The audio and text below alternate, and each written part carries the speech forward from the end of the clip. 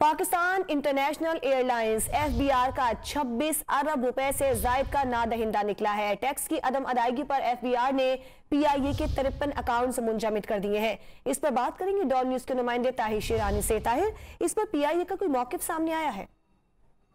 देखें, पीआईए का मौक़िफ़ तो सामने नहीं आया, लेकिन जो एफबीआर ज़राए हमें ये बताते हैं कि पीआईए की जानिब से ये मौक़िफ़ इख्तियार किया गया है कि उनके पास माली गुंजाइश नहीं है, इसलिए वो फौरी तौर पर रिकवरीज उनकी जानिब से नहीं हो रही।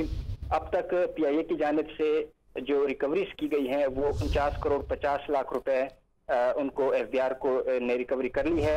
एफबीआर ज़राए ने हमें ये बताया है कि फेडरल एक्साइज ड्यूटी और इनकम टैक्स की मद में पीआईए एफबीआर का 26 अरब से जायद का नादहिंदा है और एफबीआर ने टैक्स की अदम अदायगी पर पीआईए के खिलाफ कार्रवाई शुरू कर दी और 53 अकाउंट्स मुंजमद किए गए हैं।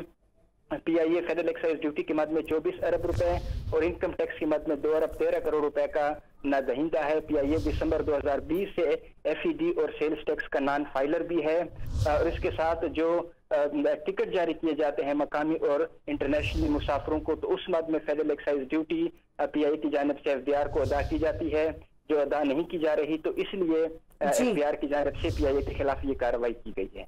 बहुत शुक्रिया आपका ताहिर शेरानी। ताज़ा तरीन वीडियोस के लिए हमारा YouTube चैनल सब्सक्राइब करके बेल आइकन प्रेस कीजिए ताकि आपको मिले हर अपडेट सबसे पहले।